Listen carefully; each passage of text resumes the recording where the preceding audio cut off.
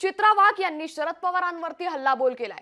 राष्ट्रवादीत काय काय झालं हे सांगायला लावू नका, झाकली मूठ आहे ती उघडत नाही असं देखील चित्रा वाघ यांनी म्हटलंय। बोलले तर शरद पवारांना त्रास होईल। चित्रा वाघ यांच्याकडे पवारांबाबतचं नेमकी कोणती गुपित आहे असा सवाल आता उपस्थित होतोय। चित्रा वाघ यांच्या आरोपांमुळे आता राजकीय वर्तुळात मात्र चर्चांना उधाण आलंय। तरी बातमी आपण सध्या पाहतोय, चित्रा वाघ यांनी शरद पवारांवरती हल्लाबोल केलाय। राष्ट्रवादीत काय काय झालं हे सांगायला लावू नका, झाकली मूठ आहे ती उघडत नाही असं वक्तव्य चित्रा वाघ यांनी केलंय। तर बोलले तर शरद पवारांना त्रास होईल। चित्रा वाघ यांच्याकडे शरद पवारांबाबत कोणती गुपित आहेत असा सवाल आता उपस्थित होतोय आणि त्यांच्या या आरोपांमुळे आता राजकीय वर्तुळात चर्चांना उधाण आल्याचं सध्या पाहायला मिळतंय।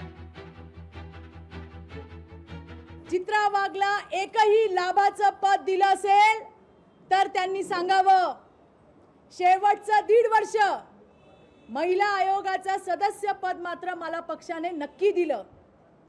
कुठलीही अपेक्षा न ठेवता पक्षासाठी काम करणारी कार्यकर्ता मी होते। माझ्या सोबत तुम्ही काय काय केलंय, अजून मूठ झाकलेली आहे ती उघडायला लावू नका, नाहीतर पवार साहेबांना त्रास होईल। परत सांगते। तर याच संदर्भात विद्या चव्हाण यांच्याशी बातचीत केली आमचे प्रतिनिधी भूषण शिंदे यांनी।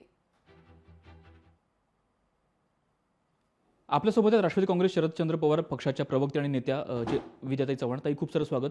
ताई, तुमच्या जुन्या सहकारी आणि सध्याच्या भाजपच्या महिला नेता चित्रा वाघ यांनी एकंदर गंभीर आरोप केलेला आहे तुमच्या एकंदर पक्षावरती आणि पक्षाच्या संपूर्ण बांधणीवरती।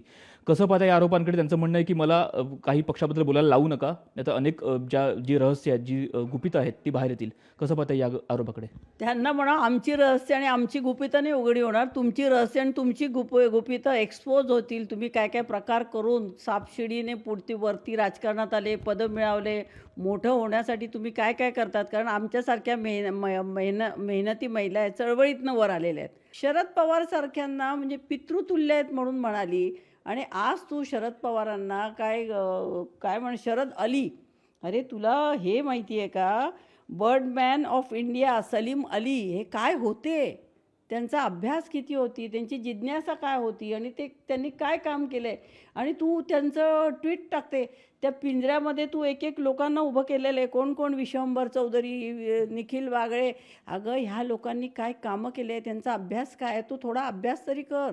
पण तू अशा लोकांना की ज्यांनी मोदींच्या कार्यकाळामध्ये लोकांना बोलायला हिंमत नव्हती, मीडियाचे लोकसुद्धा बोलत नव्हते, असे काही बहादर पत्रकारांना तू त्या पिंजऱ्यामध्ये ठेवते आणि तू सांगते की बघा शरद पवारांना शरद अली म्हणते।